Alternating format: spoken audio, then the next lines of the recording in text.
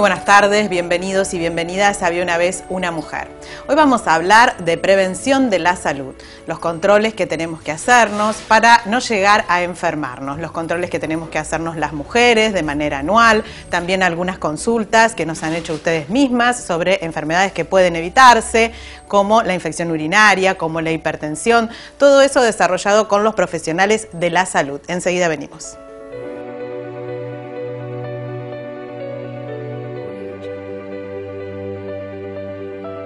Bueno, y para hablar de prevención de la salud, vamos a hablar de cuáles son los controles que tenemos que hacernos anualmente las mujeres, y para eso está con nosotros el doctor Cleber Mascotti, que es médico tocoginecólogo. ¿Cómo le va? Gracias por estar aquí. ¿Cómo andas? Bienvenido a Había una vez una mujer. Muchas gracias. Bueno, ¿qué controles nos tenemos que hacer las mujeres todos los años? Bueno, básicamente, además de, en la consulta, además del control básico de tomar la presión y conocer los antecedentes de cada paciente, habría que hacer una vez por año el control de Papa Nicolau, que es un estudio citológico para prevenir el cáncer del cuello uterino, una enfermedad bastante frecuente en gente joven sobre todo, producida por un virus que es de transmisión sexual, y el control mamográfico, que se basa principalmente en el examen físico, el examen mamario que hace el médico, la autoevaluación mamaria que tiene que hacer la paciente en su casa y el estudio complementario, que en este caso sería la mamografía, que también habría que hacer una vez por año.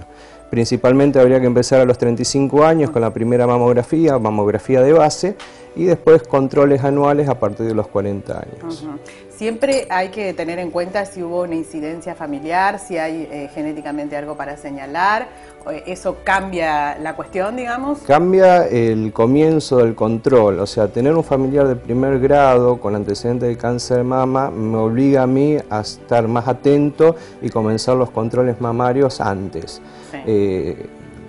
Un paciente que tiene un familiar de primer grado que tuvo el cáncer en joven, tendría que comenzar el control mamográfico mucho antes que una paciente que no tiene ese antecedente. Bien, y poder realizarse el Papa Nicolau justamente por esto que usted señalaba, ¿no? Incidencia en la población joven, me decía. Es un cáncer de gente joven porque está asociado a las relaciones sexuales, ¿sí? Y no es necesario que haya promiscuidad, ¿sí? En la actualidad, la cantidad de parejas sexuales que tienen los jóvenes, ¿sí? Es un número importante, y ahí está el kit de la cuestión para que el HPV sea de fácil contagio. Claro, más allá del uso correcto del preservativo y demás, hay que tomar esta medida. Es que el preservativo sirve más para otras enfermedades como sífilis, hepatitis B, HIV, y no tanto para el HPV.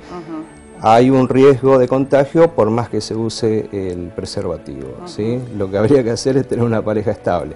Claro, bueno, está bien.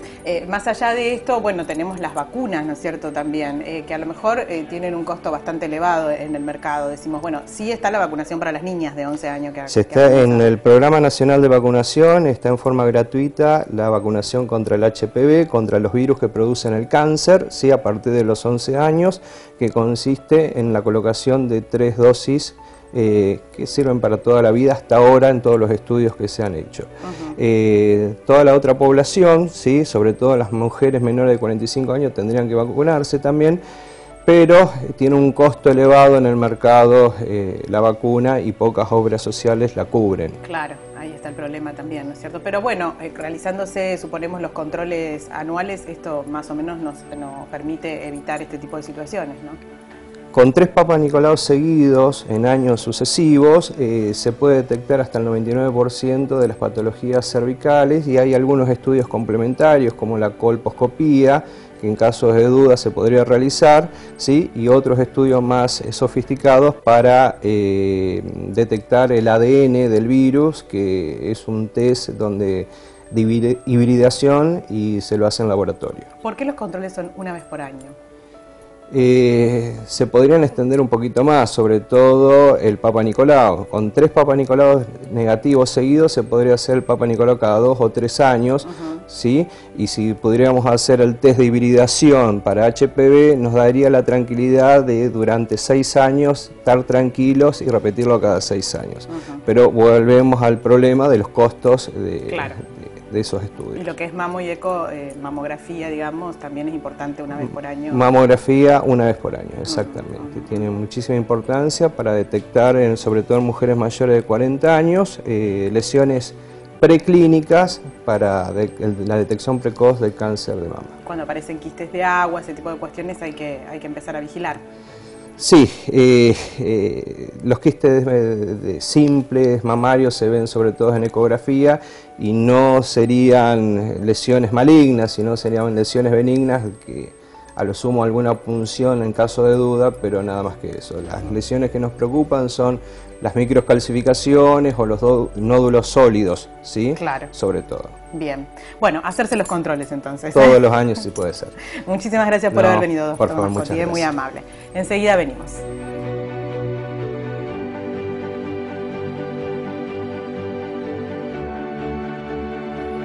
Bueno, venimos hablando aquí en Había una vez una mujer de prevención de la salud, venimos hablando de la importancia de hacerse los controles ginecológicos anuales para las mujeres y está con nosotros la doctora Mercedes Añudo, en este caso, que es especialista en diagnósticos por imágenes. Gracias por estar aquí, Mercedes. No, muy por amable. nada, un gusto. Bueno, ¿cómo nos cuesta a las mujeres hacernos los controles anuales con la importancia que esto tiene, ¿no es cierto? La importancia, resaltábamos, de realizarse la mamografía anual. Claro, sí, es muy importante, porque si nos hacemos una mamografía por año, aumentamos mucho la tasa de detección de cáncer de mama y esto nos permite reducir la mortalidad un 30%, lo cual es muchísimo.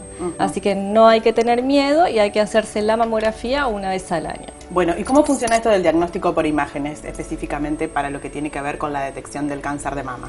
La importancia radica en que el cáncer de mama, en sus estadios precoces, no da síntomas. Por lo tanto, no lo podemos palpar y en esto entra el diagnóstico por imágenes, porque al realizar la mamografía podemos detectar este cáncer de mama antes de que sea clínicamente evidente. ¿Hay nuevos métodos, nuevo equipamiento para eso? Sí. Dentro de lo que es mamografía, existe la mamografía digital directa, que es la última tecnología en detección de cáncer de mama. Es mucho mejor a la mamografía digital común que teníamos antes. ¿Por qué? Porque es mejor. Porque ¿Qué es tiene, lo que podemos ver como mejor, más beneficios, digamos? Claro, tiene una imagen mucho más nítida, más clara y no hay pasos intermedios en el proceso de la imagen. Además, este mamógrafo digital directo tiene una opción para realizar un estudio que se llama tomosíntesis, que es una mamografía 3D. Entonces, en vez de tener una sola imagen de la mama, tenemos muchas. En vez de unas 50, por ejemplo.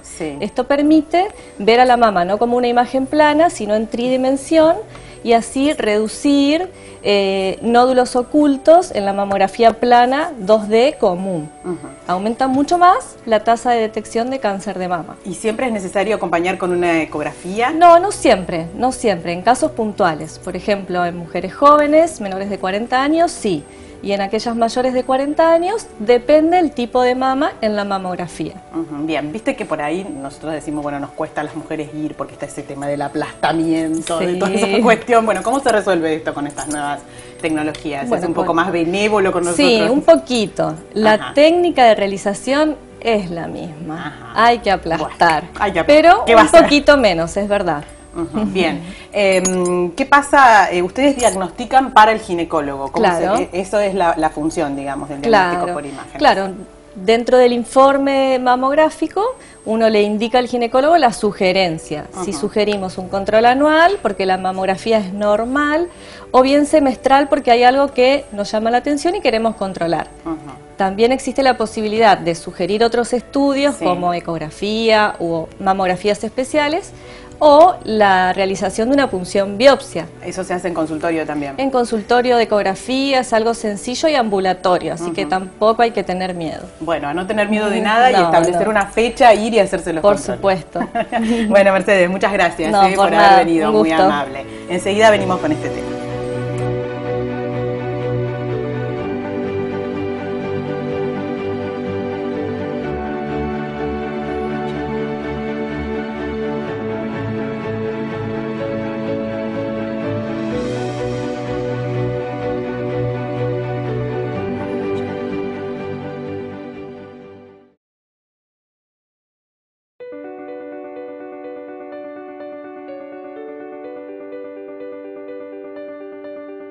Bueno, y en Había una vez una mujer vamos a hablar de prevención de la salud, dijimos, y por eso está con nosotros el doctor Luis Gaite, que es médico nefrólogo, reconocido médico de aquí de nuestra zona. No es para tanto. Sí, ¿cómo que no? Le agradecemos No un me hagas montón poner colorado. que Bueno. esté aquí en Había una vez una mujer. Muchas gracias. No, le agradezco a muy ustedes. amable.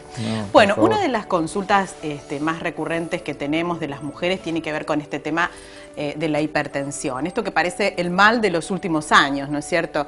¿Qué es la hipertensión y qué es lo que hay que tener en cuenta? Bueno, primero hay que saber que el 95% de las causas de hipertensión no reconocen una etiología clara. O sea, es lo que llamamos la hipertensión común, la Bien. hipertensión esencial, la hipertensión primaria. O sea que no lleva demasiado investigar este tema.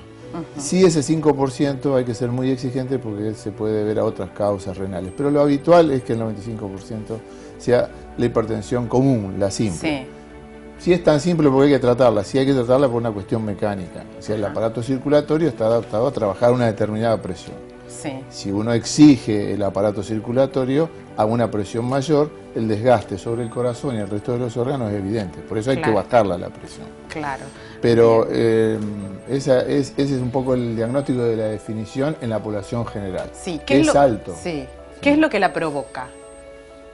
Eso es lo que no sabemos. Ah, no el se sabe. premio Nobel puede llegar a saberlo. El 95% no tiene causa. No, No tiene podemos causa. llegar a determinar. Hay factores genéticos, o sea, se sabe de que de familias de hipertensos hay más posibilidad de que haya hipertensos. Sí. Por En ejemplo, el los estrés. hijos es un condicionante, condicionante. pero no es totalmente. Aparte hay una teoría sobre el estrés positivo y negativo. O sea, el estrés en realidad Sí. es una cuestión dinámica, ¿no es Claro. cierto? Hay ¿Cómo para más gente funcionar, que es digamos? hipertensa siendo deprimido que más gente que es hipertensa siendo estresada. O sea, la depresión no parece ser un factor tan, digamos, como que bueno, si está deprimido debe ser tranquilo, debe ser pachorriento, debe ser, o alguien que tiene mucha actividad pareciera. Hoy en día hay factores que hablan de un estrés, ¿no es cierto?, positivo. Claro. Lo que no deberíamos tener es el distrés, que es una variable, digamos, un poco excesiva o patológica, ¿no es cierto?, del estrés. El estrés es una reacción de alarma, es lo que tenemos ahora, ¿no es cierto? Estamos concentrados en lo que estamos En lo que haciendo, ¿no estamos es cierto? haciendo, claro. Bueno, pero nos gusta o creemos que llevamos un mensaje o algo, entonces Claro. eso nos pone bien. Sí. Ahora, hay situaciones donde el estrés, a los cuales dijimos, está determinado, ¿no es cierto?, por un esfuerzo, un displacer, el momento problemático. Eso Claro. es una suerte de distrés, ¿no? Es decir, que lo que habría que hacer es, bueno, en todo caso, hacerse los controles, controlar que Sí. todo esté funcionando Yo como me corresponde. refería a este tema respecto a la actividad. Ajá. Yo creo que la actividad siempre propende a la salud, ¿no? Claro. La inactividad da la sensación de que no es así.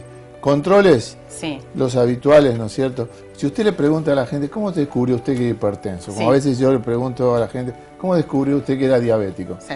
El 80% de las personas es porque le tomaron la presión. Claro, nada Por más una que tan reacción, sencillo. situación casual. O ¿cómo se enteró usted que era diabético? ¿Tenía síntomas? No, dice, mire, fui a hacer un chequeo, vi los análisis y me dijeron que tenía el azúcar alto.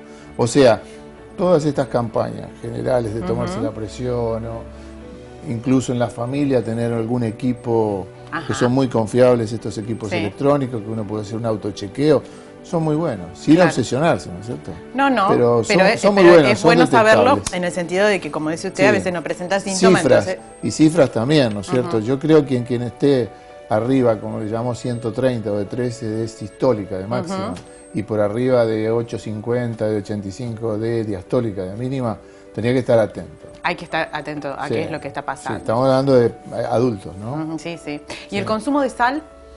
Y el consumo de sal es un condicionante muy importante, sobre todo en algunas personas que se catalogan como sal dependientes. O sea, habrás visto que dicen, mira, yo como sal, me sube la presión, me hincho, retengo líquido, y otros no le afecta demasiado. Hay un grupo de hipertensos que especialmente es muy, muy sensible a la sal. Así que la primera medida en la hipertensión es reducir el consumo.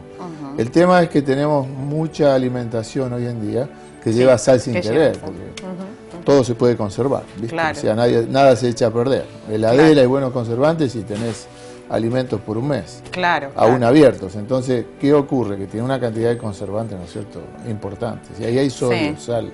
¿Y el consumo del agua, por ejemplo, es importante? Yo creo que es un mito. Es un mito. Sí, Esto yo de los creo 2 que es litros una de agua por venta. día.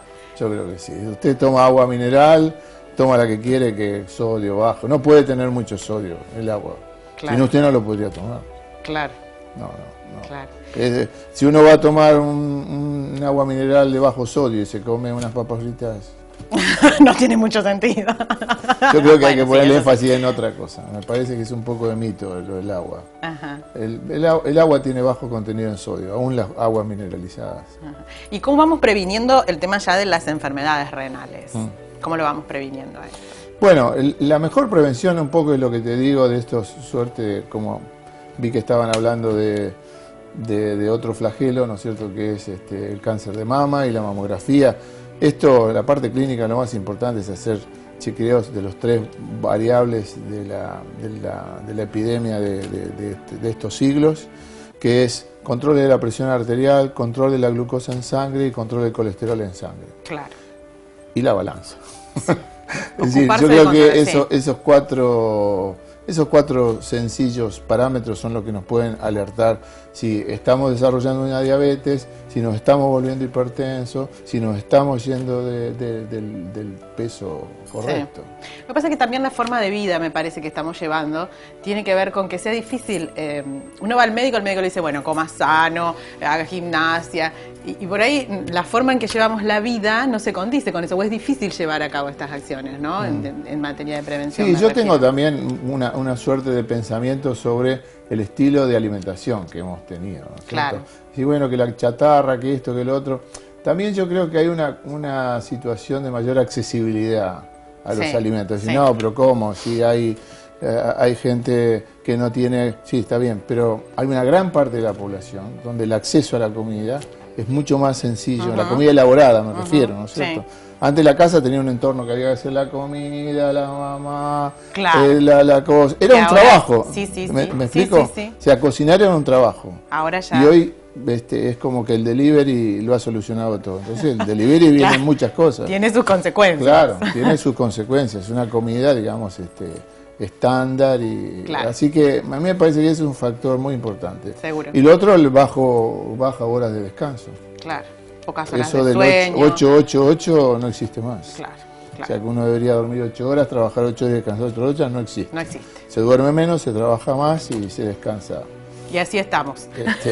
Claro, ¿no? claro. Bueno, y otra de las consultas que tenemos muy habitual tiene que ver con esto de la incontinencia urinaria o la infección urinaria, ¿no es cierto? Que empiezan a padecer las mujeres, sobre todo las mujeres adultas, digamos, ¿no? Primero te quiero decir que una condición no está sujeta a la otra. Ajá. La mayoría de las consultas en mujeres jóvenes y no tan jóvenes es la infección urinaria. Claro. Primero, el mensaje importante. La infección urinaria en la persona adulta que a los 18, 19 años ya ha completado la maduración renal, como de todos los órganos, no conduce a la insuficiencia renal. O sea, nadie va a ir a diálisis exclusivamente por haber hecho infecciones urinarias. ¿Estamos? O sea que no es un factor, lo que es un factor molesto, es como, seguro. Le digo a la gente, es como la presión baja. La presión baja es muy buena, pero es muy molesta. Claro. Bueno, la infección urinaria no mata a nadie, pero es muy molesta porque a lo mejor estás de vacaciones o te estás por ir, o hay una cuestión, o vio doctor, me volvió. O sea, tiene la posibilidad de la recurrencia en la mujer. Claro. Condicionado por varios factores. ¿Y tratamientos sí hay? Tratamientos sí los hay. Los factores que más predisponen suele ser, ¿no es cierto?, especialmente en el comienzo de la menopausia, cuando las hormonas tienen no solamente efecto sobre la matriz, ¿no es cierto?, y sobre el útero, las hormonas femeninas, sino también sobre la vejiga. Claro. Porque ambos aparatos tienen un origen común. Entonces, las hormonas también son muy bienvenidas para la vejiga, le mantienen la potencia, digamos, a la vejiga. Entonces, cuando sobreviene la menopausia, hay menos estímulo hormonal, la vejiga pierde fuerza y no se vacía completamente. Claro, por eso decimos que la mujer es como que está protegida hasta la menopausia de ciertas cuestiones. Si a eso le sumas los partos y las cesáreas, cuando no hay alguna intervención ginecológica que actúa sobre los nervios de la vejiga, hace que no haya un vaciado, ¿no es cierto?, adecuado. Pero bueno, le pedimos disculpas a todas las mujeres que tienen que volver cuando después me volvió otra vez. Y bueno, entonces uno las conforma un poco. Pero hay algunas cuestiones, yo no soy muy amante de la medicina naturista, pero los concentrados de arándanos medicinales están teniendo un efecto, me parece, positivo en esto, ¿no? Me parece que es una cosa que es para atender. Para atender. Bueno, muchísimas gracias por haber venido. Bueno, gracias a ustedes, que sigan bien con el programa. Bueno, gracias. Vamos a hacer una pausa aquí en Había una vez una mujer, enseguida venimos.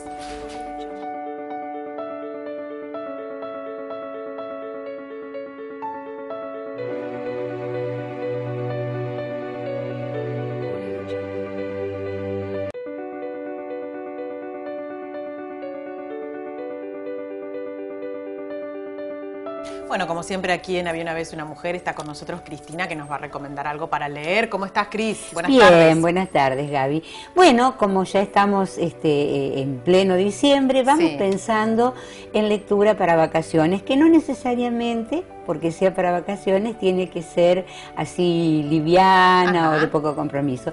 Para esta vez, viste que generalmente yo te digo que prefiero la lectura en el idioma original, porque a veces las traducciones no son tan felices, pero bueno, esta vez me jugué por una escritora inglesa, Rosamund Pilcher, que realmente cuando uno la descubre, no la puede dejar. El libro que vamos a comentar hoy es Añoranzas, no es demasiado largo. En general, todos los libros de Rosamund Pilcher están ambientados, porque ella vive entre Londres y Escocia, o sea, generalmente son pequeños pueblos de pescadores o en las zonas altas de Escocia, en páramos. Realmente, si uno ha visto algunas películas inglesas del tiempo, Lo que queda del día, Esta tierra es mía, ese tipo de películas, uno tiene la imagen de ese paisaje. Sí.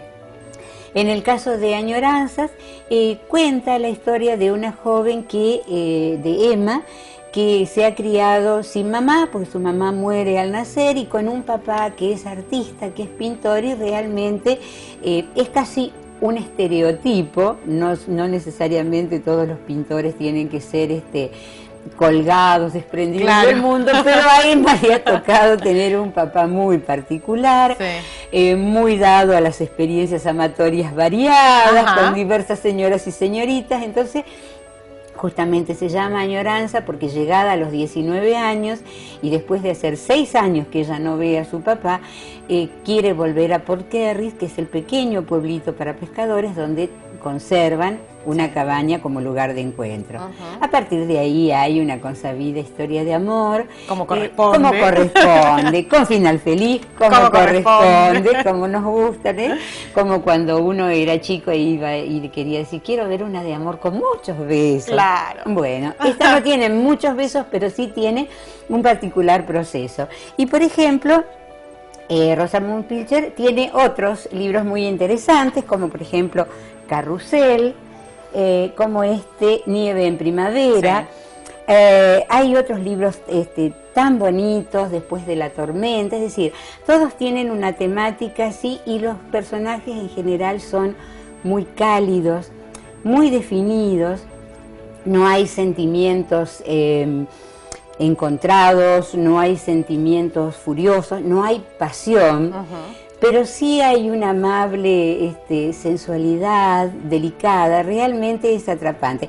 Recordarás cuando habíamos hablado de Hijos y Amantes, de David Lawrence, que decíamos que era literatura inglesa de alto nivel, donde las pasiones estaban pintadas con rasgos bien definidos. Bueno, no es el caso de Rosamund Pilcher, pero altamente recomendable, les aseguro, y lo firmo, la empiezan a leer y van a ir a la biblioteca de su barrio o a la librería donde frecuentan a buscar más de ella. Sí, absolutamente. Así que, Gaby, te lo recomiendo. Bárbaro. Seguro buenísimo. Me vas a llamar y me vas a decir, Cris, tenías razón. Buenísimo. Y más Bueno. ahora es cierto que vienen las vacaciones y está lindo para llevarse un Sí, lindo libro, sí, leer. sí, mira, tranqui. es muy interesante, incluso buscando, ya que tenemos ahora la posibilidad en internet, buscando en internet, si uno no quiere arriesgarse o qué sé yo, hay pequeñas síntesis de la mayoría de los libros. Te digo que el primero de los libros de Rosamund Pilcher salió en 1960 y pico y ha tenido reediciones. Sí. Y además, por el canal Europa, en la frecuencia Europa, algunas, Septiembre, por ejemplo, que es una de sus novelas, y algunas otras han sido llevadas al cine también. Ajá. Así o sea que es eso, buena oportunidad también. muy claro, buena para oportunidad. ver. O sea, por ahí, googleándola o en el videoclub, todavía algunas copias puede haber, en algunos videoclubs grandes, así que doble recomendación. festín. Sí, doble festín. La peli, la novela. Buenísimo, gracias Cris, como siempre. A vos, Gaby. Bueno, estamos en el final, así que les voy a decir cuáles son nuestras vías de comunicación. Había una vez una mujer, nuestro Face, nuestro teléfono 156-315-054 o nuestro mail habiaunavezunamujer@gmail.com. Recuerde que si quieren ver los programas anteriores que no han podido ver, pueden hacerlo a través de nuestro Facebook o a través de YouTube poniendo Había una vez una mujer. Muchísimas gracias, como siempre, nos reencontramos el próximo sábado.